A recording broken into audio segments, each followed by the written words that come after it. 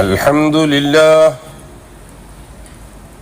نحمده ونستعينه ونستغفره ونعوذ بالله من شرور أنفسنا ومن سيئات أعمالنا من يهده الله فلا مضل له ومن يضلل فلا هادي له وأشهد أن لا إله إلا الله وحده لا شريك له وأشهد أن محمدا عبده ورسوله أرسله بالهدى ودين الحق ليظهره على الدين كله ولو كره المشركون اللهم صل على محمد وعلى آل محمد كما صليت على إبراهيم وعلى آل إبراهيم إنك حميد مجيد اللهم بارك على محمد وعلى آل محمد كما باركت على إبراهيم وعلى آل إبراهيم في العالمين إنك حميد مجيد عباد الله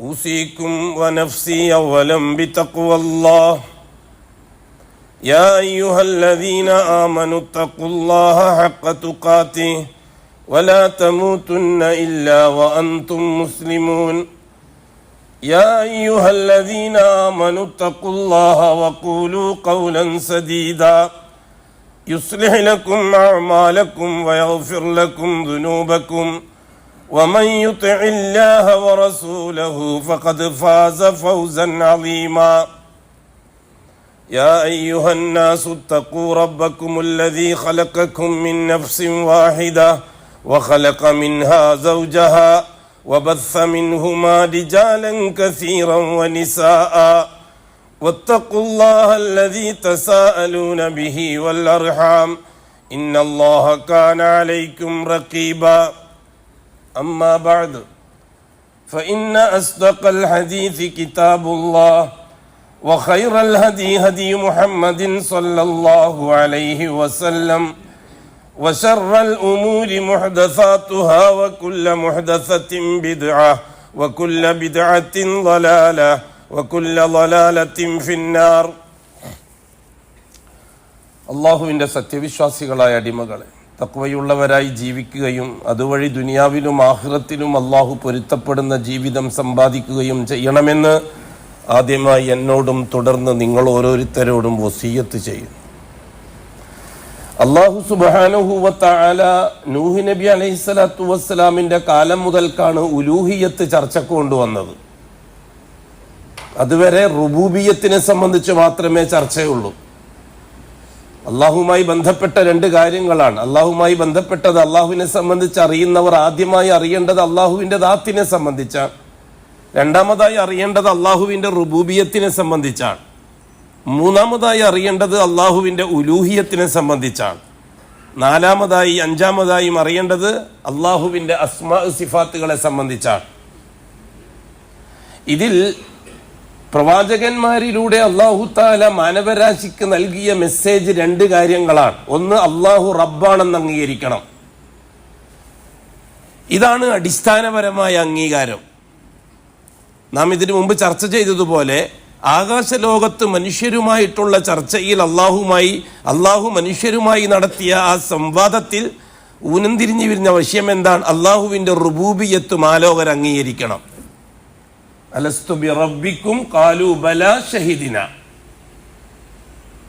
അല്ലാഹുവാണ് റബ്ബ് എന്നങ്ങനെ. എന്താണ് ഈ റബ്ബ് കൊണ്ട് ഉദ്ദേശിക്കുന്നത്? റുബൂബിയത്ത് കൊണ്ട് ഉദ്ദേശിക്കുന്നത് എന്താണ്? അങ്ങനെ ഇങ്ങോട്ട് എന്തെല്ലാം കിട്ടുന്നതോ അത് അള്ളാഹുവിൽ നിന്ന് മാത്രമാണ് എന്ന് അംഗീകരിച്ചു കൊടുക്കുക. അങ്ങനെ ഇങ്ങോട്ട് കിട്ടുന്നത് എന്ത് തന്നെയായാലും, അത് ദുന്യവിയാവട്ടെ, ഉഹ്റവിയാവട്ടെ, ദീനിയാവട്ടെ, അടുക്കളയാവട്ടെ, അങ്ങാടിയാവട്ടെ, അന്താരാഷ്ട്രമാവട്ടെ, മനുഷ്യൻ്റേതാവട്ടെ, ജിന്നിൻ്റേതാവട്ടെ, മലക്കിൻ്റേതാവട്ടെ, എന്തെന്തെന്നൊരു കാര്യമായാലും ശരി, പ്രപഞ്ചത്തിൻ്റെ അഫ്ലാക്കുകളുടെ സൂര്യ ചന്ദ്ര നക്ഷത്ര അത് എന്തായട്ടെ, ദർബാറിൽ നിന്ന് ഇങ്ങോട്ട് കിട്ടുന്നത് അള്ളാഹുവിൽ നിന്ന് മാത്രമാണ്. അത് മാത്രമാണെന്ന് അംഗീകരിച്ചു കൊടുക്കലാണ് അത്തൗഹീദുർ റുബൂബിയ്യ.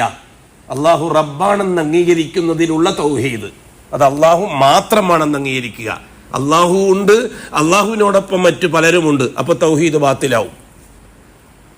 അള്ളാഹുവിൽ നിന്നാണ് എല്ലാം കിട്ടുന്നത്, ഒപ്പം ഇന്നാളിൽ നിന്നാണുമാണ്, എല്ലാം ബാത്തിലാവും. ആ ഒപ്പം എന്നത് നാം പറഞ്ഞു നിദ്ദൻ, അള്ളാഹ്ക്ക് പകരക്കാരായിട്ടൊരു റബ്ബ്, ഔ ശരീക്കൻ അല്ലെങ്കിൽ അള്ളാഹ്ക്ക് പാർട്ട്ണറായിട്ടൊരു റബ്ബ്, ഔ വഹീറൻ അല്ലെങ്കിൽ അള്ളാഹിനെ സഹായിക്കാൻ ഒരു റബ്ബ്, ഔ ഷഫീയൻ അല്ലെങ്കിൽ അള്ളാഹിനോട് ശുപാർശ പറയാൻ വേണ്ടിയിട്ട് ഒരു റബ്ബ്, ഔ വസീലൻ അല്ലെങ്കിൽ അള്ളാഹിന്റെ ഇടയാളായിട്ടൊരു റബ്ബ്. ഈ രീതിയിലുള്ള ഒന്നും റുബൂബിയത്തിന്റെ കാര്യത്തിൽ അംഗീകരിച്ചു കൊടുക്കാൻ പറ്റുകയില്ല. അതാണ് അള്ളാഹുവിന്റെ റുബൂബിയത്തിലുള്ള തൗഹീദ് അംഗീകരിക്കുക എന്ന് പറഞ്ഞാൽ. ഇത് ആകാശലോകത്ത് വെച്ച് അർവാഹുകൾ ചെയ്തതിനാൽ മനുഷ്യൻ എന്ന സൃഷ്ടി അവന്റെ ഫിത്രത്തിന്റെ ഭാഗമായി അള്ളാഹു കൊടുത്തതാണ് റുബൂബിയത്തിന്റെ അംഗീകാരം. ഒരു മനുഷ്യന്റെ പ്രകൃതവുമായിട്ട് ബന്ധപ്പെട്ടതാണ് അള്ളാഹു റബ്ബാണ് എന്ന് അംഗീകരിക്കുന്ന വിഷയം. അത് നമ്മൾ ചർച്ച ചെയ്തിട്ടുണ്ട്.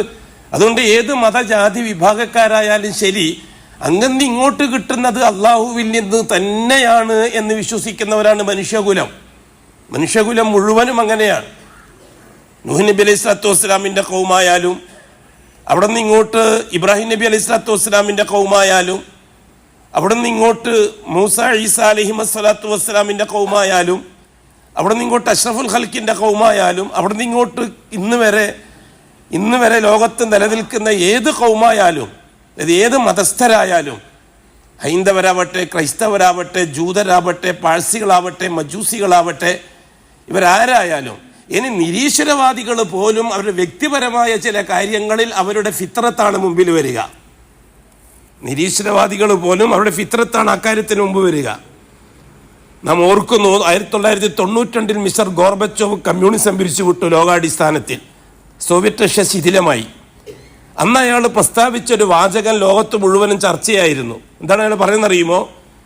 ഈ വ്യവസ്ഥിതി ഇനി സമൂഹത്തിന്റെ നിലനിൽപ്പിന് ഉപയോഗമാകുമെന്ന് എനിക്ക് തോന്നുന്നില്ല. നമുക്ക് ദൈവം തന്ന ബുദ്ധി ഉപയോഗിച്ച് പുതിയ പദ്ധതി ആവിഷ്കരിക്കാം. ഇവിടെ മിസ്റ്റർ ഗോർബച്ചോവിന്റെ നാവിൽ ദൈവം തന്ന ബുദ്ധി എന്ന് വന്നത് യാദൃച്ഛികമല്ല, അയാളുടെ ഫിത്രത്തിന്റെ ഭാഗമാണ്. നിരീശ്വരതയുടെയും നിർമ്മിതയുടെയും ലോകത്തിന്റെ സാമ്രാജ്യത്തിന്റെ നേതാവാണ് അയാള്. പക്ഷെ അയാളുടെ നാവിൽ നിന്ന് അത് വന്നിട്ടുണ്ടെങ്കിൽ അത് അങ്ങനെയാണ്. അത് നമ്മുടെ കേരളത്തിലായാലും തനി നിരീശ്വരവാദികൾ അവരുടെ കുടുംബപരമായ കാര്യങ്ങൾ ചർച്ച ചെയ്യുമ്പോഴെല്ലാം ദൈവം എങ്ങനെയാണ് തീരുമാനിച്ചതെന്ന് പറഞ്ഞ ചരിത്രങ്ങളുണ്ട്. അതൊന്നും പേരെടുത്തിട്ട് പറയാൻ ഞാൻ ഉദ്ദേശിക്കുന്നില്ല, പേര് പറയാൻ കൊള്ളുന്ന സ്ഥലമല്ലല്ലോ ഇത്. അപ്പം അത് പ്രകൃതമാണ്, ഫിത്രത്താണ്, മനുഷ്യന്റെ ഫിത്രത്താണ്. ഏറ്റവും വലിയ നിരീശ്വരവാദിയായാൽ പോലും ഇസത്തിന്റെ വക്താവായ മാക്സ് മുതൽ നിരീശ്വരതയുടെ വക്താവായ ഇടമുറക് വരെ വ്യക്തി ജീവിതത്തിൽ അടുക്കളക്കാര്യത്തിൽ ദൈവം എന്ന പ്രയോഗം നടത്തിയതായിട്ട് ചരിത്ര ഗ്രന്ഥങ്ങളെ നമുക്ക് വായിച്ചെടുക്കാൻ കഴിയുന്നുണ്ട്. ഞാൻ അങ്ങോട്ടൊന്നും കടന്നിട്ട് സമയം കളയുന്നില്ല. ഞാനത് പറഞ്ഞത് അള്ളാഹു റബ്ബാണ് എന്ന് അംഗീകരിക്കുക എന്നുള്ളത് മനുഷ്യൻ എന്ന സൃഷ്ടിയുടെ തെരഞ്ഞെടുപ്പിന്റെ ഭാഗമല്ല, മറിച്ച് മനുഷ്യൻ എന്ന സൃഷ്ടിയുടെ സൃഷ്ടിപ്പിന്റെ ഭാഗമാണ്, പ്രകൃതിപരമാണ്. ലത്തീ ഫത്തറന്നാസ് അലൈഹ. അള്ളാഹുവാണ് റബ്ബ് എന്ന് അംഗീകരിക്കാൻ പാകത്തിലാണ് മനുഷ്യനെ അള്ളാഹ് പടച്ചത് തന്നെ. അതുകൊണ്ടാണല്ലോ കൂട്ടരെ ജന്മം ഇസ്ലാമിലാകുന്നത്. മനുഷ്യ ജന്മം ഇസ്ലാമിലല്ലേ. കുല്ലു മൗലൂദിൻ യൂലദു അലൽ ഫിത്ര. എല്ലാ മനുഷ്യ കുഞ്ഞും ജനിക്കുന്നത് ഇസ്ലാമിലാണെന്ന് പറഞ്ഞത് വെറുതെ അല്ലല്ലോ, അതിന്റെ പേരില്ല. അപ്പൊ ഈ റുബൂബിയ്യത്ത് അംഗീകരിക്കുക എന്നതാണ് മനുഷ്യന്റെ അടിസ്ഥാന ദൗത്യം. ആദം അലൈഹി സ്വലാത്തു വസ്സലാം സ്വർഗത്തിൽ നിന്ന് ഭൂമിയിലേക്ക് വന്ന ഉടനെ ഭാര്യക്കും പിന്നീടുണ്ടായ മക്കൾക്കും പഠിപ്പിച്ചു കൊടുത്തത് റുബൂബിയ്യത്താണ്. അള്ളാഹു ആണ് റബ്ബ് എന്നതാണ്. കാരണം ആകാശത്തിൽ വെച്ച് അനുഭവിച്ചവർ വന്നത് അങ്ങനെയാണ്. അള്ളാഹു അല്ലാത്തൊരു ശൈഖിനെ ആദമിന് പരിചയമില്ല, ഒരു വലിയനെ പരിചയമില്ല. ഈ വിഷയത്തിൽ ഒരു മലക്കിനെയോ ജിന്നിനെയോ ആദം അലൈഹി സ്വലാത്തു വസ്സലാമിന് പരിചയമില്ല. ആദം അലൈഹി സ്വലാത്തു വസ്സലാം ആകാശലോകത്തും സ്വർഗലോകത്തും ഭൂമിയിൽ വന്നിട്ടും ഏതൊരു അള്ളാഹുമായിട്ടാണോ ആദം നബി ചർച്ച ചെയ്തത്, ഏതൊരു വിഷയമാണോ ചർച്ച ചെയ്തത്, എന്തുണ്ടെങ്കിലും അത് അള്ളാഹുവിൽ നിന്ന് കിട്ടുന്നതാണ്. ഇതാണ് ആദം ഹവ്വാക്ക് പറഞ്ഞു കൊടുത്തത്. ആദമും ഹവ്വാവും ഭാര്യ ഭർത്താക്കന്മാരും മക്കളുണ്ടായപ്പോൾ മക്കൾക്ക് പറഞ്ഞു കൊടുത്തത്. നേർക്ക് നേരെ 40-41 മക്കളുണ്ട് എന്നാണ് ചരിത്രം പറയുന്നത്. ആദം നബിക്ക് 21 ആമക്കളും 20 പെൺമക്കളും. സ്വാഭാവികം. ഈ മക്കൾക്കൊക്കെ ആദം അലൈഹി സ്വലാത്തു വസ്സലാം കൊടുക്കുന്ന തർബിയത്ത് അള്ളാഹുവിന്റെ റുബൂബിയത്തിന്റെ തർബിയത്താണ്. അതിനാണ് അള്ളാഹു താല ആദമിനെ നബിയാക്കിയത്. നുബുവത്ത് മതി റുബൂബിയത്ത് മനസ്സിലാക്കി കൊടുക്കാൻ. റിസാലത്ത് വരുന്നത് ഉലൂഹിയത്തിന്റെ ചർച്ചയുമായിട്ടാണ്. റിസാലത്ത് വരുന്നത് ഉലൂഹിയത്തിന്റെ ചർച്ചയുമായിട്ടാണ്. എന്താണ് ഉലൂഹിയത്ത് കൊണ്ട് ഉദ്ദേശിക്കുന്നത്? അങ്ങനെ ഇങ്ങോട്ട് കിട്ടുന്നത് അള്ളാഹുവിൽ നിന്ന് മാത്രമാണെന്ന് അംഗീകരിച്ചപ്പോൾ റബ്ബിനെ അംഗീകരിക്കലായി. അതിനാൽ ഇങ്ങുന്ന് അങ്ങോട്ട് കൊടുക്കുന്നത് അള്ളാഹ്ക്ക് മാത്രമേ ആവാവൂ. അതാണ് ഉലൂഹിയത്ത്. നിങ്ങൾക്ക് മനസ്സിലാകാൻ എളുപ്പത്തിൽ മനസ്സിലാകാനാണ് ഞാൻ ആ രീതി പറയുന്നത്. റുബൂബിയത്ത് റബ്ബ്, അള്ളാഹു റബ്ബാണ്. അള്ളാഹു റബ്ബാണ്. എന്താണ് അതിന്റെ അർത്ഥം? അങ്ങനെ ഇങ്ങോട്ട് എന്ത് കിട്ടുന്നുണ്ടെങ്കിലും അതെന്റെ അള്ളാഹുവിൽ നിന്ന് മാത്രമാണ്. ലാ റബ്ബ ഇല്ലല്ലാഹ്, ഐ ലാ മാലിക ഇല്ലല്ലാഹ്, ലാ ഖാലിഖ ഇല്ലല്ലാഹ്, ലാ മുദബ്ബിറ ഇല്ലല്ലാഹ്. അതിനാൽ ഇങ്ങനെ അങ്ങോട്ട് കൊടുക്കുന്നതും അള്ളാഹ്ക്ക് മാത്രമേ ആവാവൂ. അങ്ങനെ ഒരു ചർച്ച ആദം അലൈഹിസ്സലാത്തു വസ്സലാമിന്റെ കാലത്ത് ഉണ്ടായില്ല. കാരണം ആരും തന്നെ അള്ളാഹ്ക്കല്ലാതെ വേറെ ആർക്കും കൊടുത്തിട്ടില്ല ആ കാലഘട്ടത്തിൽ. ഇന്നല്ലാഹ അസ്തഫാ ആദമ വ നൂഹൻ വ ആല ഇബ്രാഹിം വ ആല ഇമ്രാൻ അലൽ ആലമീൻ. അല്ലാഹു സുബ്ഹാനഹു വ തആല അവന്റെ ദീനിന്റെ പേരിൽ ഈ ഭൂലോകത്ത് നൽകിയ നുബുവത്തിന്റെ ആദ്യത്തെ ദറജ കിട്ടിയത് ആദമിനാണ്. അത് അള്ളാഹു തന്നെ പറഞ്ഞതാണ്. ഇന്നല്ലാഹ അസ്തഫാ ആദം, തീർച്ചയായും അള്ളാഹുവാണ് ആദമിനെ തെരഞ്ഞെടുത്തത് എന്ന്. ആദമിന്റെ തെരഞ്ഞെടുപ്പ് നുബുവത്തിന്റെ തെരഞ്ഞെടുപ്പാണ്. ആദമിൻ നബിയാണ്. എന്താണ് നബിന്റെ ജോലി? അള്ളാഹുവിന്റെ റുബൂബിയത്ത് സ്ഥിരപ്പെടുത്തി കൊടുക്കുക. ഭാര്യ മക്കളെ വിളിച്ചിരുത്തിയിട്ടതാ അള്ളാഹുവാണ് നമുക്ക് ഇതെല്ലാം തന്നത് കേട്ടോ, അള്ളാഹുവാണ് തരുന്നത് കേട്ടോ, അള്ളാഹുവാണ് തരുന്നത് കേട്ടോ, അതുകൊണ്ട് അള്ളാഹുവിനെ തന്നെ അനുസരിക്കണം കേട്ടോ, അള്ളാഹുവിന്റെ കൽപ്പന തന്നെ പൂർത്തിയാക്കണം കേട്ടോ. ആദം അലൈഹിസ്സലാത്തു വസ്സലാമിന്റെ നുബുവത്തിന് ശേഷം ആ ശരീഅത്ത് ഉണ്ടാക്കി കൊടുത്തു. നോമ്പ് ആ കാലഘട്ടത്തിൽ ഫർളായിരുന്നു, നിസ്കാരം ആ കാലഘട്ടത്തിൽ ഫർളായിരുന്നു, അതേപോലെ കുടുംബബന്ധം പാലിക്കൽ ആ കാലഘട്ടത്തിൽ ആവശ്യമായിരുന്നു. ഇതൊക്കെ അള്ളാഹുവിന്റെ റുബൂബിയത്തുമായി ബന്ധപ്പെടുത്തിക്കൊണ്ടാണ് ആദം മക്കൾക്ക് പരിചയപ്പെടുത്തി കൊടുക്കുന്നത്. ആദം അലൈഹിസ്സലാത്തു വസ്സലാം വഫാത്തായി. ആദം അലൈഹിസ്സലാത്തു വസ്സലാം വഫാത്തായതിനു ശേഷമുള്ള തലമുറ, ആദം അലൈഹിസ്സലാത്തു വസ്സലാമിന്റെ മൂന്നാം തലമുറ, അവരും ഇതേ തർബിയത്തിൽ തന്നെയാണുള്ളത്. അള്ളാഹു തആല ശീസ് നബിയെ നബിയാക്കി അയച്ചു കൊടുത്തു.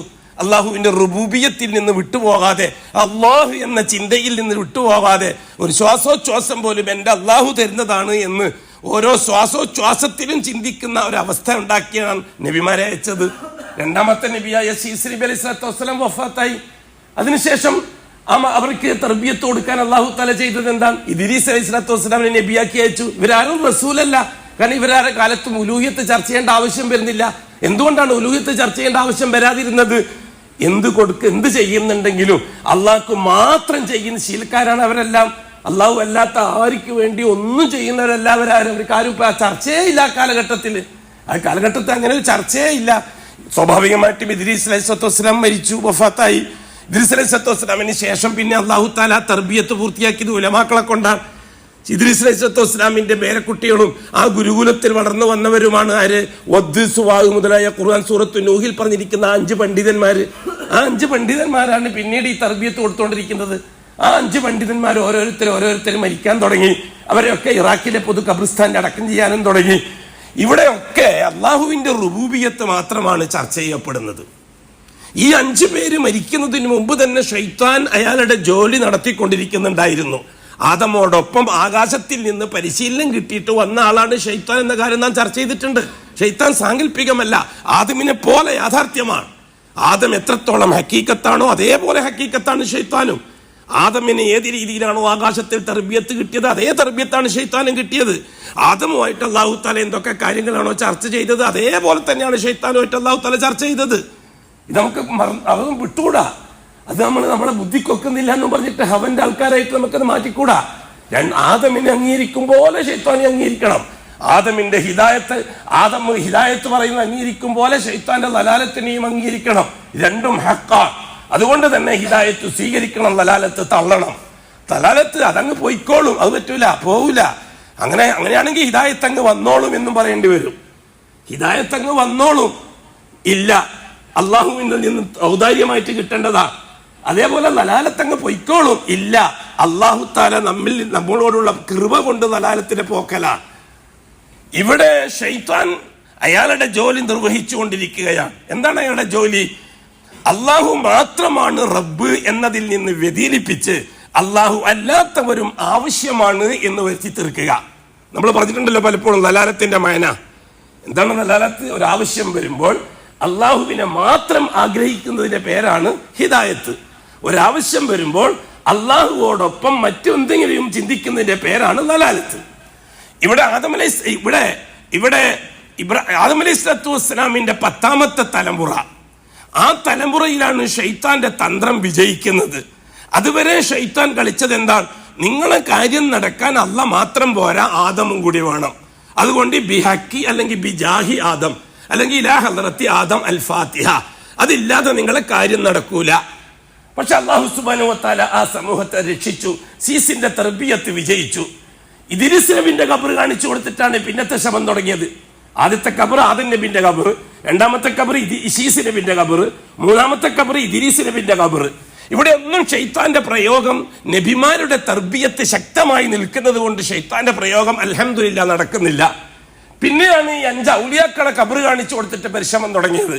അത് തുടക്കത്തിൽ തന്നെ ഈ ഔലിയാക്കൾക്ക് ഇലാ ഹദ്റത്തി അൽ ഫാത്തിഹ പറയണമെന്നല്ല ഷൈത്താൻ പഠിപ്പിച്ചത്. ഈ 5 ഖബർ കാണിച്ചിട്ട് ആ തലമുറ അവരെ ജീവിച്ചിരിക്കുന്ന, അവരെ കണ്ണുകൊണ്ട് കണ്ട ജീവിച്ചിരിക്കുന്നവരോട്, ഇത് നിങ്ങൾ ഉസ്താദുമാരെ ഖബറല്ലേ, ഇതിങ്ങനെ കാലിയായിട്ട് കിട്ടാൻ പറ്റുമോ? സാധാരണക്കാരനെ വിട്ട പോലെ വിടാൻ പറ്റുമോ? ഒരു വില വേണ്ടേ ഉസ്താദുമാരോട്? ഒരു ബഹുമാനം വേണ്ടേ ഉസ്താദുമാരോട്? ഇവരൊക്കെ നിങ്ങൾക്ക് ശൈഖന്മാരല്ലേ? അതെ, ബഹുമാനപ്പെട്ട അബ്ബാസ് റളിയല്ലാഹു അൻഹു അങ്ങനെയാണ്, അബ്ദുല്ലാഹ് ബിൻ അബ്ബാസ് അങ്ങനെയാണ് നമുക്ക് അവരെ മനസ്സിലാക്കി തന്നിരിക്കുന്നത്.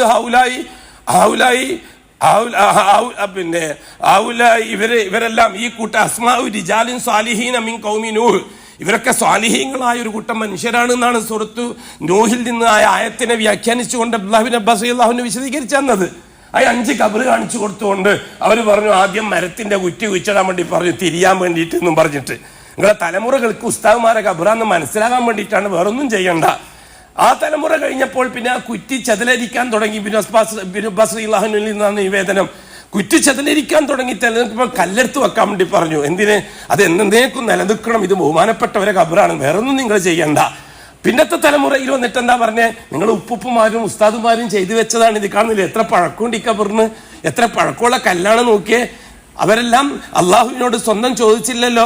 അള്ളാഹുവിന് അടയാളങ്ങളൊക്കെ മഹാന്മാരായതുകൊണ്ടല്ലേ ഈ കല്ലെടുത്ത് വെച്ചിട്ട് 1000കണക്കിന് ഖബറുകളെ കൂട്ടത്ത് നിങ്ങളൊരു സ്പെഷ്യൽ വന്നത്.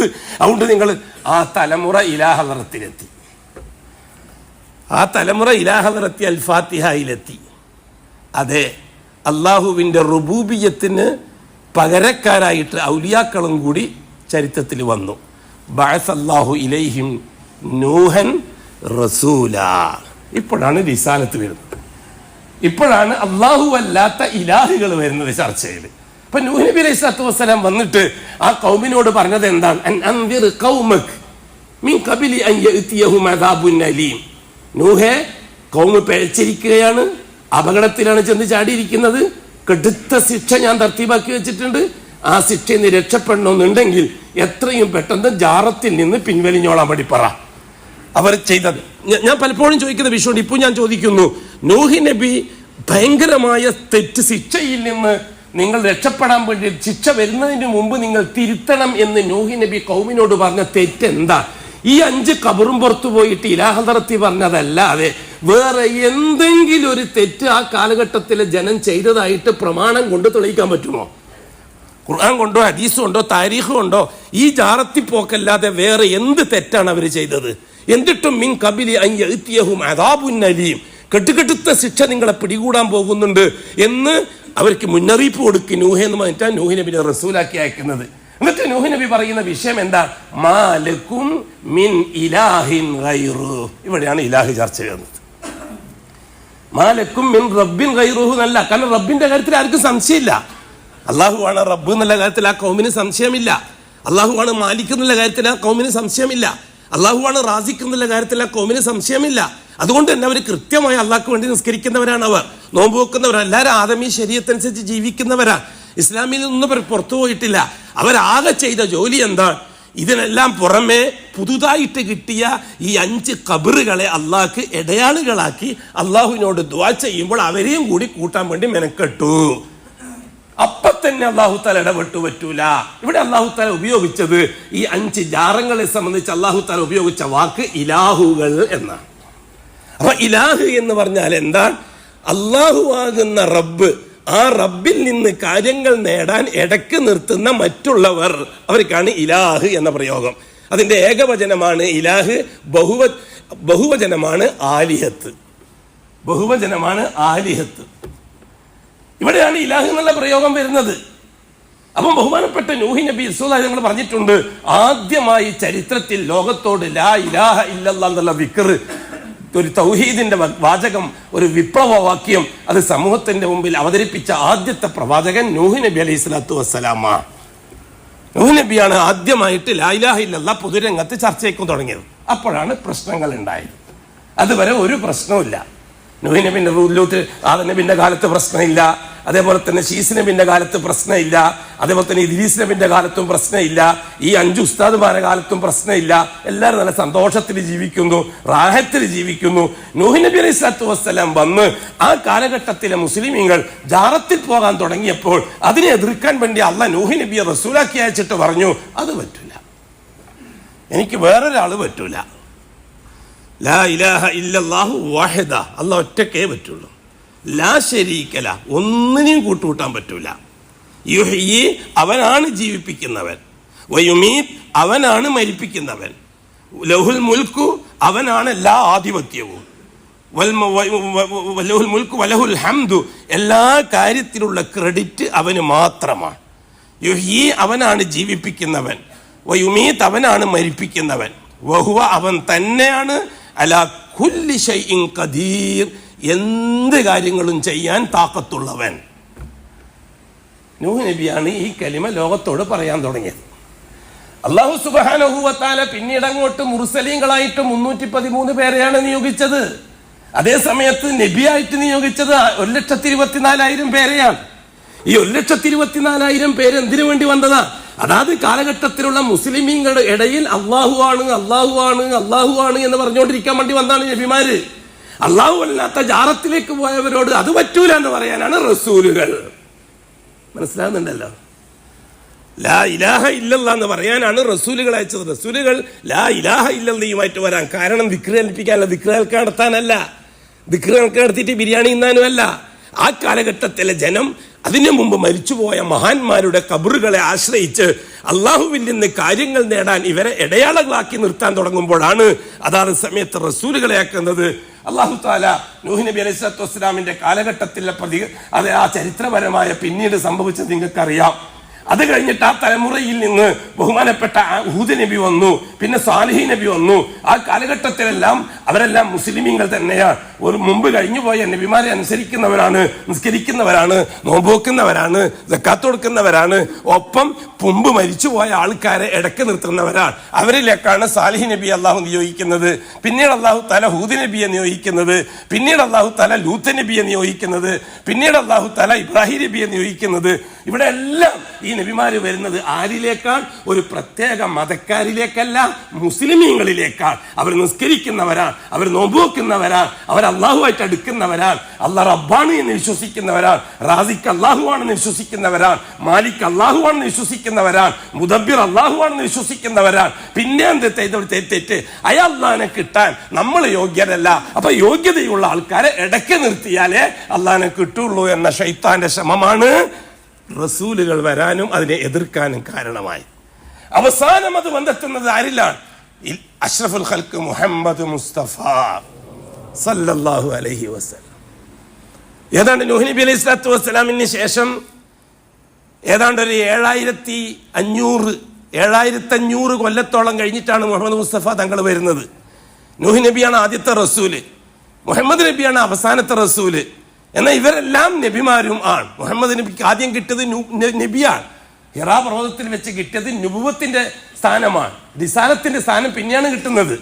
നുബുവത്തിന്റെ സ്ഥാനം റുബൂബിയ്യത്തിലുള്ള തർബിയത്തിന് വേണ്ടിയുള്ളതാണ്. അപ്പൊ മുഹമ്മദ് മുസ്തഫ തങ്ങൾക്ക് തർബിയത്ത് വേണം. ഖദീജ റസൂലുള്ളാഹി തങ്ങളുടെ ഭാര്യ ഖദീജക്ക് തർബിയത്ത് വേണം. അവരൊക്കെ അള്ളാഹുവിനെ അജയ്യമായി വിശ്വസിക്കുന്നവരാണ്. അതിൽ ഉറച്ചു നിൽക്കാനുള്ള തർബിയത്താണ് നുബുവത്തിലൂടെ അള്ളാഹു താല അവർക്ക് കൊടുത്തത്. ഏതാണ്ട് ചില അഭിപ്രായ പ്രകാരം 2-3 കൊല്ലം കഴിഞ്ഞിട്ടാണ് അഷ്റഫുൽ ഖൽഖ് റസൂലായിട്ട് വരുന്നത്. റസൂലാക്കുന്നത് യാ അയ്യുഹൽ മുദ്ദസ്സിറു എന്ന സൂറത്തിലൂടെയാണ് റസൂലാകുന്നത്. ഇഖ്റ ബിസ്മി എന്ന ആയത്തിറങ്ങിയപ്പോഴാണ് നബി ആയത്. അപ്പൊ റസൂലുള്ളാഹി തങ്ങൾ റസൂലായത് എന്തിനു വേണ്ടിയിട്ടാണ്? അന്ന് നിലവിലുള്ള ഇടയാളുകളെ തിരുത്താൻ വേണ്ടിയിട്ടാണ്. അന്ന് അബൂജഹൽ, ഉത്ബത്ത്, ശൈബത്തടക്കമുള്ള ആൾക്കാരൊക്കെ മുസ്ലിമീങ്ങളായിരുന്നു, പാരമ്പര്യക്കാരായിരുന്നു. അവരൊക്കെ ഇബ്രാഹിമി ശരീഅത്തനുസരിച്ച് ജീവിക്കുന്നവരായിരുന്നു. അവരൊക്കെ ഇസ്മായിലി ദീനനുസരിച്ച് ജീവിക്കുന്നവരായിരുന്നു. അവരൊക്കെ കൃത്യമായി കഅബാലയത്തിൽ ചെന്ന് തവാഫ് നിസ്കരിക്കുന്നവരായിരുന്നു. അവരൊക്കെ വിളവെടുക്കുന്ന സമയത്ത് സക്കാത്ത് കൊടുക്കുന്നവരായിരുന്നു. അവർ കൃത്യമായിട്ട് ഉംറ ചെയ്യുന്നവരായിരുന്നു. റസൂൽ ജനിക്കുന്നതിന് മുമ്പേ കൃത്യമായി അടുക്കും ചിട്ടയോടെ ഹജ്ജ് നടക്കുമായിരുന്നു. ആ ഹജ്ജിന്റെ നേതൃത്വം ഖുറൈശികൾക്കാണ്. അവർ കൃത്യമായി മിനായിൽ പോയി താമസിക്കുമായിരുന്നു. അയ്യാമു തശ്രീഖിന്റെ ദിവസങ്ങളിൽ ഹജ്ജിന്റെ അമാലുകളിൽ അന്ന് ഇബ്രാഹിം നബി പഠിപ്പിച്ചു കൊടുത്തതിൽ ഒരു മാറ്റവും മുഹമ്മദ് നബി വരുത്തിയിട്ടില്ല. ഇസ്മായിൽ നബി അലൈഹി സ്വലാത്തു വസ്സലാമിന്റെ ദീനിൽ ഒരു മാറ്റവും ഹജ്ജിന്റെ അമില്ല. തൽബിയത്തിൽ അവസാനത്തെ വാൽകഷ്ണം മുറിച്ചു കളഞ്ഞിട്ടേ ഉള്ളൂ. തൽബിയത്ത് വരെ അബൂജഹൽ, ഉത്ബത്ത്, ശൈബത്ത് ചൊല്ലിയ തൽബിയത്താണ് അല്ലാഹുവിന്റെ റസൂൽ നമുക്ക് സുന്നത്താക്കിയിട്ട് ഇപ്പോൾ നമ്മൾ ചൊല്ലിക്കൊണ്ടിരിക്കുന്നത്. ലബ്ബൈക് അല്ലാഹുമ്മ ലബ്ബൈക് ലബ്ബൈക ലാ ശരീക ലക ലബ്ബൈക് ഇന്നൽ ഹംദ വന്നിഅമത ലക വൽ മുൽക ലാ ശരീക ലക. അന്നേ ഇബ്രാഹിം നബിന്റെ കാലം, ഇസ്മായിൽ നബിന്റെ കാലം ഏതാണ്ട് ആയിരക്കണക്കിന് 4000-4500 കൊല്ലത്തോളം ഈ തൽബിയത്താണ് നിലവിലുള്ളത്. അശ്റഫുൽ ജനിക്കുന്നതിന്റെ ഒരു 500 കൊല്ലം മുമ്പ് ഉപ്പുപ്പ ഖുസൈന്റെ കാലത്ത് ഔലിയാക്കൾ എന്ന പേരിൽ നിർമ്മിക്കപ്പെട്ടിരിക്കുന്ന മഹത്തുക്കളെ തൃപ്തിപ്പെടുത്താൻ എന്നോണം സാധാരണക്കാരനെ വഞ്ചിക്കാനും പറ്റിക്കാനും അവർ ആത്മീയ ബന്ധം സാധാരണക്കാരുടെ ആത്മീയ ബന്ധം മരിച്ചുപോയ മഹത്തുക്കളിലേക്ക് ആക്കാൻ വേണ്ടിയിട്ട് ഖുസൈ എന്ന ഉപ്പാപ്പാന്റെ കാലത്ത് അംർ ബിൻ ലുഹൈ എന്ന് പറയുന്ന ഖുസായി ഗോത്രക്കാരനാണ് ഈ തൽബിയത്തിന്റെ അവസാനം ഒരു വാൽകഷ്ണം കൂട്ടിച്ചേർത്തത്. നമ്മുടെ കാലഘട്ടത്തിലെ നാരിയത്ത് സലാത്ത് പോലെ, നമ്മുടെ കാലഘട്ടത്തിലെ അതുപോലെയുള്ള ഒരുപാട് കാര്യങ്ങളുണ്ടല്ലോ, ഈ കൂട്ടിച്ചേർക്കൽ പരിപാടി. നബിതങ്ങൾ പറഞ്ഞായിരിക്കും അസിൽ, അതിനൊക്കെ ഉസ്താദുമാരെ വകയുണ്ടാവും. ഇതേപോലെ ഉസ്താദുമാരെ വക അന്ന് കൂട്ടിച്ചേർത്തതാണ് ഇല്ലാ ശരീകൻ ഹുവലക് തംലിക്കുഹു വമാ മലക്. അത് സാധാരണക്കാരന്റെ ഔലിയാക്കന്മാരെ മഹത്വം ബോധിപ്പിക്കാൻ വേണ്ടിയിട്ട് ഇവിടുത്തെ ഷീഈ മൊല്ലമാരുടെ പൂർവികന്മാരായ ഖുറൈശികൾ, ഇവിടുത്തെ ഷീഈ മൊല്ലമാരുടെ പൂർവികന്മാരാണ് ആര്? അവരുടെ നേതാവാണ്, ഏറ്റവും വലിയ മുഫ്തിയാണ് അബൂ താലിബ്. അത് കഴിഞ്ഞിട്ട് ഇവിടുത്തെ മുത്തവല്ലിയാണ് അബൂ ലഹബ്. അതേപോലെ തന്നെ ഇവിടുത്തെ സാങ്കേതിക കാര്യങ്ങൾ, റവന്യൂ കാര്യങ്ങൾ നോക്കുന്ന ആളാണ് അബൂ ജഹൽ. ഇവരൊക്കെ കഅബാലയത്തിന്റെ ആൾക്കാരാണ്. ഇവരൊക്കെ സാധാരണക്കാരെ തൃപ്തിപ്പെടുത്താൻ വേണ്ടി ഔലിയാക്കൾക്ക് ഒരു പങ്കും കൂടി അതിൻ്റെയൊക്കെ വാല് കൂട്ടിയിട്ടു. ഇല്ലാ ശരീക്കൻ, ഒരു പാർട്ട്ണർ ഒഴികെ. ഇല്ലാ ശരീക്കൻ, ഒരു പാർട്ട്ണർ ഒഴികെ. ഹുവലക്, ആ പാർട്ട്ണർ പുറത്തുള്ള ആളല്ല, അള്ളാഹ്ക്കുള്ള ആള് തന്നെയാണ്. അങ്ങനെ തന്നെ ഇന്നത്തെ ശേഖന്മാര്, ഇന്നത്തെ മല്ലമാരും പറയുന്നത്, ഈ ഔലിയാക്കൾ എന്നാ പുറത്തുള്ളവരാണോ? അവർ അള്ളാഹ്ക്ക് ഇഷ്ടപ്പെട്ടവരല്ലേ? ഔലിയാക്കളെ പറ്റി അള്ളാഹു തആല എന്തെല്ലാം പറഞ്ഞിട്ടുണ്ട്, അള്ളാഹുന്റെ റസൂൽ എന്തെല്ലാം, ഇതേ തന്നെയാണ് അവരും പ്രസംഗിച്ചത്. അന്നത്തെ ശൈഖന്മാര്, അന്നത്തെ ഉസ്താദുമാരായ അബൂ താലിബ് അടക്കമുള്ള ശൈഖന്മാർ അതന്നെയാണ് പ്രസംഗിച്ചത്. എന്താണ് അവർ പറഞ്ഞത്? ഇല്ലാ ശരീകൻ ഹുവലക്. അള്ളാഹുവേ, ഈ ഔലിയാക്കന്മാര്, ശേഖന്മാര്, ലാത്ത, ഉസ്സ, മനാത്ത, വദ്, സുവാ, യഊഖ്, യഗൂസ്, നസ്ർ, ഇതെല്ലാം നിനക്ക് ഇഷ്ടപ്പെട്ട മഹാന്മാരാണല്ലോ അള്ളാഹുവേ. അവരൊക്കെ നിന്റെ ആൾക്കാരാണ്. അവരൊഴിച്ച് വേറെ ആരെയും ഞങ്ങൾ അംഗീകരിക്കുന്നില്ല. ലാ ശരീക്കലക്ക് പറഞ്ഞിട്ട് ഇല്ലാ ശരീക്കൻ ഹുവലക്. നിനക്കായിട്ട് കുറച്ച് ആൾക്കാരുണ്ടല്ലോ, നീ ബഹുമാനിച്ച് ആദരിച്ച കുറച്ച് ആൾക്കാരുണ്ടല്ലോ, അവരൊഴികെ. തംലിക്കുഹു, അവരുടെ ഉടമസ്ഥാധികാരം നിന്റെ കയ്യിലാണ്, അവർ പുറത്തു വന്നൊന്നല്ല. അള്ളാഹുവേ, നീയാണ് അവരെ വലിയാക്കിയത്, നീയാണ് അവരെ വലിയ ഷെയ്ഖാക്കിയത്, നീയാണ് അവർക്ക് വലിയ കറാമത്തെല്ലാം കൊടുത്തത്. തംലിക്കുഹു വമാ മലക്, അവരെ കയ്യിൽ എന്തെല്ലാം ഉണ്ട്, എന്തെല്ലാം കഴിവുകളുണ്ടോ, ആ കഴിവുകളൊക്കെ നീ കൊടുത്ത കഴിവാണ്. അതുകൊണ്ട് അവരെയും കൂടി ഞങ്ങൾ പരിഗണിക്കുന്നു നിന്റെ ഒന്നിച്ച്. ഇത് കൂട്ടിക്കെട്ടിയത് റസൂലുള്ളാഹി വരുന്നതിന്റെ ഏതാണ്ട് ഒരു 300-400 കൊല്ലം മുമ്പാണ്. റസൂലുള്ളാഹി തങ്ങൾ വന്നതിന് ശേഷം അത് ആ കഷ്ണം അങ്ങ് ഒഴിവാക്കി, ആ വാലങ്ങ് ഒഴിവാക്കിയ റസൂലുള്ളാഹി തങ്ങൾ. അത് ശരിയാവില്ല, അത് അല്ലാഹു തആല പഠിപ്പിച്ച ദീനിലില്ല. അതുകൊണ്ട് അത് നിർത്തി മറ്റേത് സ്ഥിരപ്പെടുത്തി. ലബ്ബൈക അല്ലാഹുമ്മ ലബ്ബൈക് ലബ്ബൈക ലാ ശരീക ലക്. ഇന്നും നമ്മളും ചെല്ലുന്നത് അങ്ങനെ തന്നെയല്ലേ, ഇനി അങ്ങോട്ടും ചെല്ലുന്നത് അങ്ങനെ തന്നെയല്ലേ. ഇതൊക്കെ അബൂജഹൽ ചൊല്ലിയതാണോ നമുക്ക് വേണ്ടെന്ന് നമുക്ക് പറയാൻ പറ്റുമോ? ഉത്ബത്ത് ചൊല്ലിയതാണോ നമുക്ക് വേണ്ടെന്ന് പറയാൻ പറ്റുമോ? ബഹുമാനപ്പെട്ട റസൂലുള്ളാഹി സ്വല്ലല്ലാഹു അലൈഹി വസല്ലം റിസാലത്ത് കിട്ടിയപ്പോൾ എന്തായിരുന്നു ഖുറൈശി കൂട്ടത്തോട് പറഞ്ഞത്? നിങ്ങളെ നിസ്കാരം, നിങ്ങളെ നോമ്പ്, നിങ്ങളെ സക്കാത്ത്, നിങ്ങളെ ഹജ്ജ്, നിങ്ങൾ ചെയ്യുന്ന ഉംറ, നിങ്ങൾ ഈ ഇമാറത്തുൽ മസ്ജിദുൽ ഹറാം പള്ളി പരിപാലനം, നിങ്ങൾ ഈ കഅബാലയത്തെ പരിപാലിക്കൽ, ഇതൊക്കെ അള്ളാഹ്ക്ക് ഇഷ്ടപ്പെട്ട കാര്യമാണ്. പക്ഷെ നിങ്ങൾ ലാ ഇലാഹ പറയണം. ആ തലമുറ അള്ളാഹു അല്ലാത്ത ഇലാഹുകളെ, ഇടയാളുകളെ, മരിച്ചുപോയ മഹത്തുക്കളെ ഇടയ്ക്ക് നിർത്തുന്ന അതിനു വേണ്ടി മെനക്കിടുന്നവരായിരുന്നു. അവർ ലാത്തക്ക് വേണ്ടിയിട്ട് റാത്തീബും മൗലൂദും കഴിക്കുന്നവരായിരുന്നു. ഉസ്സയ്ക്ക് വേണ്ടിയിട്ട് ലാത്തീവും മൗലൂദും കഴിക്കുന്നവരായിരുന്നു. അതേപോലെ തന്നെ വദ്ദ് സുവായിന് വേണ്ടിയിട്ട് കുത്തുബിയത്ത് കഴിക്കുന്നവരായിരുന്നു. അത് ശരിയാവില്ല എന്ന് റസൂലുള്ളാഹി തങ്ങൾ പറഞ്ഞു. ഖൂലു ലാ ഇലാഹ ഇല്ലല്ലാഹ്, ലാ റബ്ബ ഇല്ലല്ലാഹ് എന്ന് പറയേണ്ട ആവശ്യമില്ല. ഖുറൈശികൾ അല്ലാഹുവിനെ റുബൂബിയത്ത് അംഗീകരിക്കുന്നവരാണ്.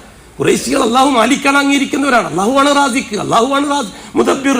ഇതൊക്കെ ഖുർആൻ ഷരീഫിൽ പലപ്പോഴും നമ്മൾ തന്നെ പറഞ്ഞാൽ അല്ലാഹു റസൂൽ ചോദിക്കുന്നു ഖുറൈശികളോട്, ഖുറൈശികൾ അതിന് മറുപടി പറയുന്നു അല്ലാഹുവാൻ അല്ലാഹുവാൻ അല്ലാഹുവാൻ ലയഖൂലുന്നല്ലാഹ് ലയഖൂലുന്നല്ലാഹ് ലയഖൂലുന്നല്ലാഹ്. എന്ത് ചോദിച്ചാലും ഖുറൈശികൾ മറുപടി പറയും അള്ളയാണ് അള്ളയാണ്. അപ്പൊ അല്ലാഹു തആല ചോദിക്കുന്നു പിന്നെ എന്തിനാണ് ഈ ഇടയ്ക്കിയാള് നിങ്ങൾ പറയുന്നത് എല്ലാം അല്ലാഹുവാണ് എന്ന്, പിന്നെ ഈ ഇടയ്ക്ക് എന്തിനാണ്? കുൽ അഫലാ തത്തഖൂൻ കുൽ അഫലാ തതദക്കറൂൻ കുൽ ഫഅന്നാ തൂഫകൂൻ. പിന്നെ നിങ്ങൾ എന്തിനാണ് ഈ ജാറത്തിന്റെ മായാജാലത്തിൽ പെട്ടുപോയത്? പിന്നെ നിങ്ങൾ എന്താണ് സൂക്ഷിക്കാത്തത്? നിങ്ങളെല്ലാം അള്ളയെന്ന് പറയുന്നു, പക്ഷെ അള്ളാഹുവിന് എതിരായിട്ട്, അള്ളാഹ് കൽപ്പിച്ചതിന് എതിരായിട്ട് പ്രവർത്തിക്കുകയും ചെയ്യുന്നു എന്നല്ലേ അള്ളാഹു തആല ഖുറൈശികളോട് സംസാരിച്ചത്. റസൂലുള്ളാഹി സ്വല്ലല്ലാഹു അലൈഹി വസല്ലം അവിടുത്തെ 40-ാമത്തെ വയസ്സിൽ കിട്ടിയ നുബുവത്ത്, 43-ാമത്തെ വയസ്സിൽ കിട്ടിയ റിസാലത്ത് ഏതാണ്ട് 15 കൊല്ലത്തോളം അങ്ങേയറ്റത്തെ പരിശ്രമത്തോടെ 13 കൊല്ലം മക്കയിലും ഏതാണ്ട് 2 കൊല്ലത്തോളം മദീനയിലും ഈ കലിമ നിരന്തരമായി ഖുറൈശി സമൂഹത്തിന്റെ മുമ്പിൽ അവതരിപ്പിക്കുകയാണ്. അള്ളാഹു അല്ലാത്തവരൊന്നുമില്ല, അള്ളാഹു അല്ലാത്ത ഒന്നുമില്ല, അള്ളാഹു അല്ലാത്തവരെ പരിഗണിക്കുന്ന പ്രശ്നമേ ഇല്ല. ലാ ഇലാഹ ഇല്ലല്ലാഹ് ലാ ഇലാഹ ഇല്ലല്ലാഹ്. ഇവിടെ ഒന്നും ലാ മാലിക്ക ഇല്ലല്ലാഹ് എന്നല്ല അർത്ഥം, ലാ റാസിക്ക ഇല്ലല്ലാഹ് എന്നല്ല അർത്ഥം, അത് ലാ റബ്ബ ഇല്ലല്ലാഹ് അർത്ഥമാണ്.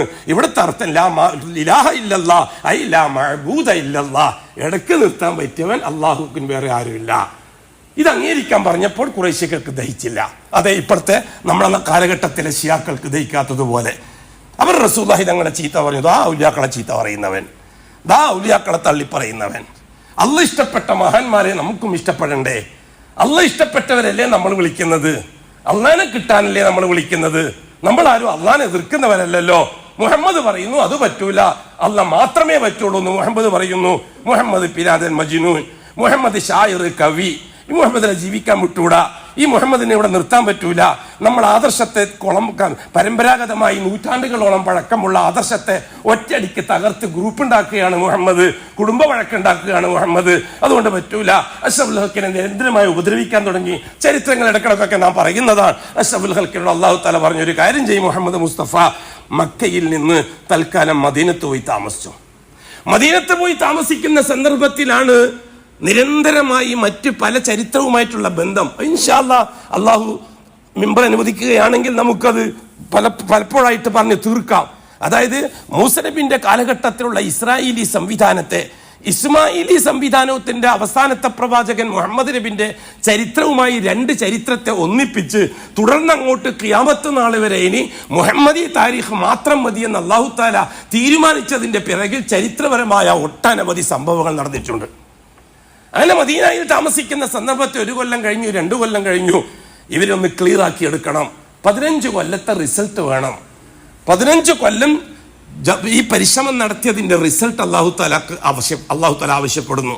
മുഹമ്മദ് മുസ്തഫ 15 കൊല്ലമായി ലാ ഇലാഹ ഇല്ലല്ലാഹ് ദഅവത്ത് ചെയ്തുകൊണ്ടിരിക്കുകയാണ്. സഹാബാക്കളും 15 കൊല്ലമായി അതിൽ പലരും മുഹമ്മദ് മുസ്തഫാന്റെ ശിഷ്യന്മാരും അനുയായികളുമായിട്ട് ജീവിച്ചുകൊണ്ടിരിക്കുകയാണ്. ഇവര് എത്രത്തോളം ഉൾക്കൊണ്ടിട്ടുണ്ട് എന്ന് ഒന്ന് ടെസ്റ്റ് ചെയ്യണം. അതാണ് അല്ലാഹു സുബ്ഹാനഹു വ തആല ബദർ എന്ന സംഭവം ഉണ്ടാക്കിയത്.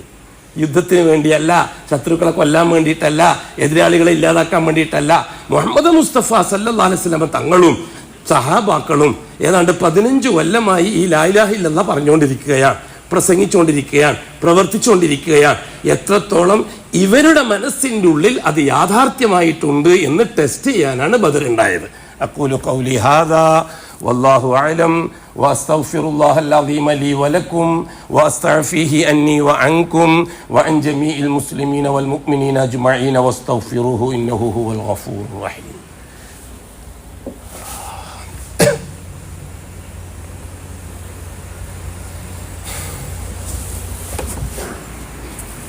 അൽഹംദുലില്ലാഹി റബ്ബിൽ ആലമീൻ വസ്സലാത്തു വസ്സലാമു അലാ അഷ്റഫിൽ മഖ്ലൂഖീൻ മുഹമ്മദിൻ വആലിഹി വസഹ്ബിഹി അജ്മഈൻ. ഇബാദല്ലാഹ് ഇത്തഖുല്ലാഹ ഹഖ്ക തുഖാതിഹി വലാ തമൂതുന്ന ഇല്ലാ വഅൻതും മുസ്ലിമൂൻ.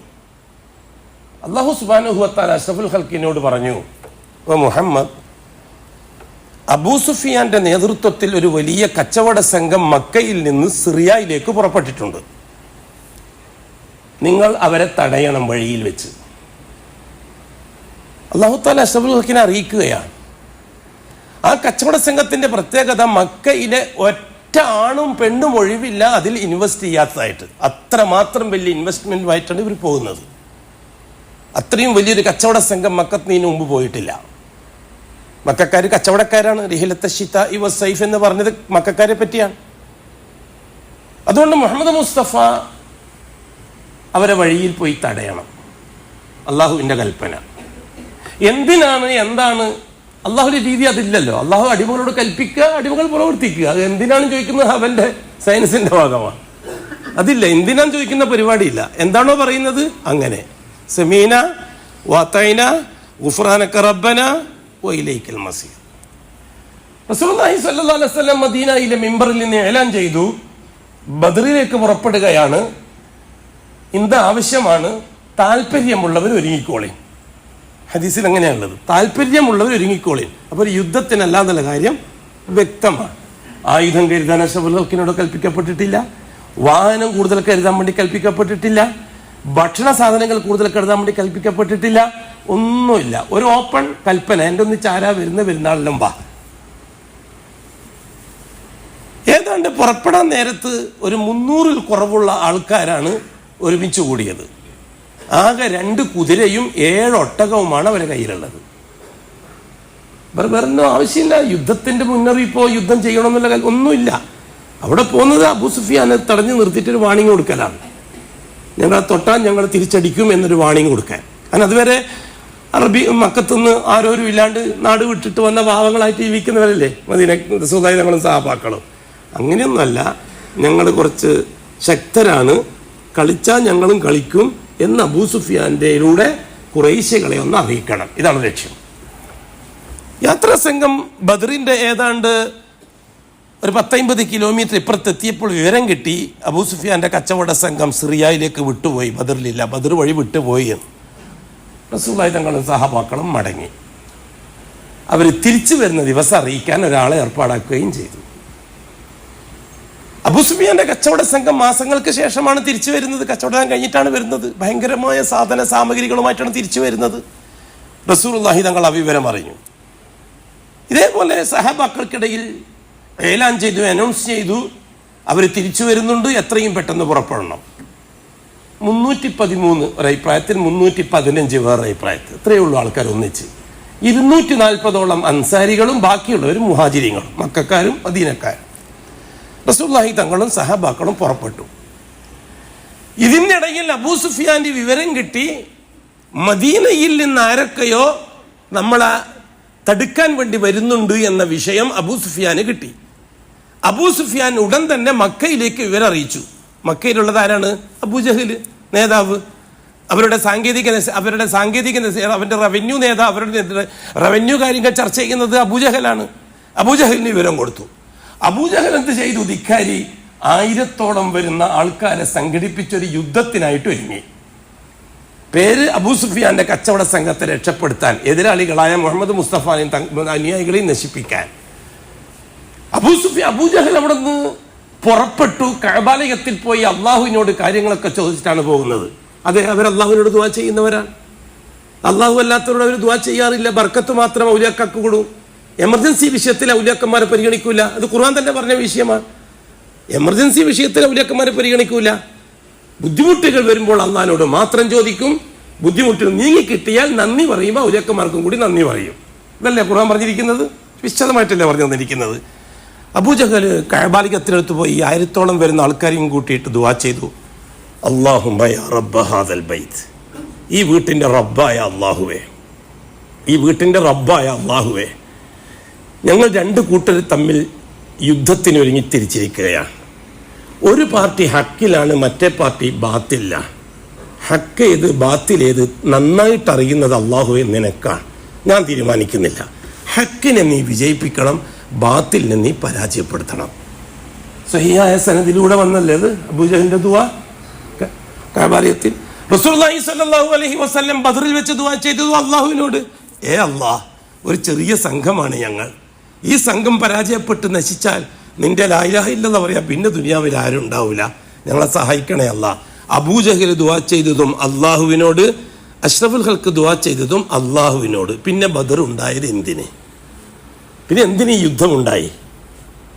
അതെ, അബൂജഹൽ ദുആ ചെയ്തത് അള്ളാഹുവിനോട്, അള്ളാഹുവിനോടൊപ്പം പലരും ഉണ്ട് എന്നുള്ള വിശ്വാസത്തോടെ. മുഹമ്മദ് നബി ദുആ ചെയ്തത് അള്ളാഹുവിനോട്, അള്ളാഹിന്റെ ഒന്നിച്ച് വേറെ ആരും പറ്റൂല എന്ന വിശ്വാസത്തോടെ. ഈ മാത്രം എന്ന പ്രയോഗങ്ങൾ തമ്മിലാണ് യുദ്ധം നടന്നത്. ഇൻഷാ അല്ലാഹ് നമുക്ക് പിന്നീട് വിശദീകരിക്കാം. തൗഹീദിന്റെ വലുപ്പം, തൗഹീദ് റിസാലത്തിന്റെ വലുപ്പം എത്രത്തോളം നമ്മളിലും ഉണ്ട് എന്ന് നമുക്ക് പിന്നീട് ചർച്ച ചെയ്യാം. അള്ളാഹു ഇൽമിൽ ഒരുപാട് ബറക്കത്തും അമൽ ചെയ്യാൻ അതിനേക്കാളേറെ തൗഫീഖും തന്ന് അനുഗ്രഹിക്കട്ടെ. അലാ വസല്ലു വസല്ലിമു അല നബിയിൽ മുസ്തഫ വർ റസൂലിൽ മുർത്തദ. إن الله وملائكته يصلون على النبي يا أيها الذين آمنوا صلوا عليه وسلموا تسليما.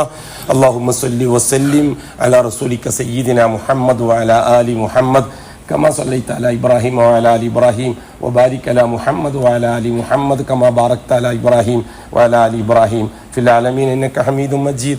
اللهم ارض عن شر خلفائه الراشدين المهديين أبي بكر وعمر وعثمان وعلي رضي الله عنهم وعن سائر الصحابة والقرابة كلهم أجمعين وارض عنا معهم برحمتك يا أرحم الراحمين.